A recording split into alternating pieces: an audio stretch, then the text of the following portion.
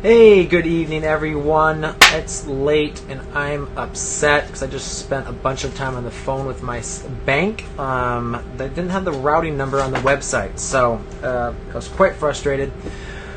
But here we are. We're answering questions. We're going to do 4 questions tonight. Hold up 4 fingers for 4 questions. And let's jump right in. So the first one is from Wes. Wes asks, I in rural PA, what would be an acceptable amount per acre to rent off a neighbor for greenhouse and high tunnel space? In past, at a different locale, I've rented land for $75 an acre with no structures.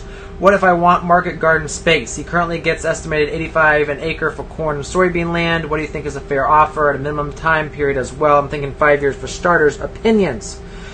Great question, Wes. We've actually rented a lot of land over the years, and been in a fair number of negotiations on that. Actually, I'm working with a couple out in Colorado now, where we're kind of working actually with 2 different situations, one with a private landowner and one with actually a state and county. So it's really interesting, the negotiations we're doing there. But a couple of things I would put out there. So first, obviously, it sounds like it's corn and soybean now, that it may be conventional. So I'm not sure if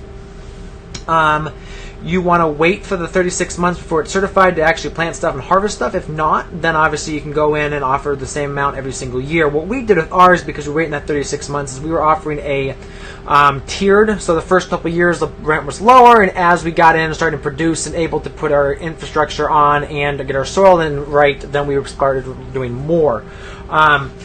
But here's the thing I would say about that is $85 an acre sounds to me cheap. What I would do is I would say a minimum of 5 years, and it's a 5-year rolling lease. So at every single year you sign a new lease for 5 years rolling, okay? I would pay $150 an acre, because really when you think about it, the amount of money you're paying per acre here, especially if it's good land, is peanuts. I mean, you can make $50,000 to $100,000 an acre off this land. So, especially if you put up high tunnels. If you are putting high tunnels on, you may want to pay $200 and just say, to solidify it more. I would have a buyout too. So let's say he were to kick you off.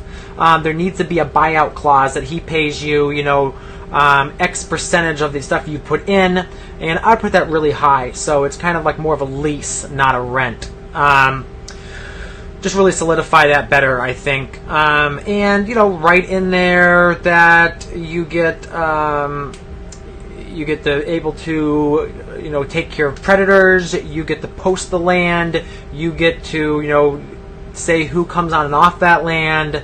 Doesn't get sprayed, that kind of stuff. So think about all the different scenarios that you could be going through on this and write it out. We even had in there that we could trim the trees on the land and clean back the brush and that sort of thing as well. So 5 years is good. If you could get them to do 8 or 10, I'd go for it. Why not?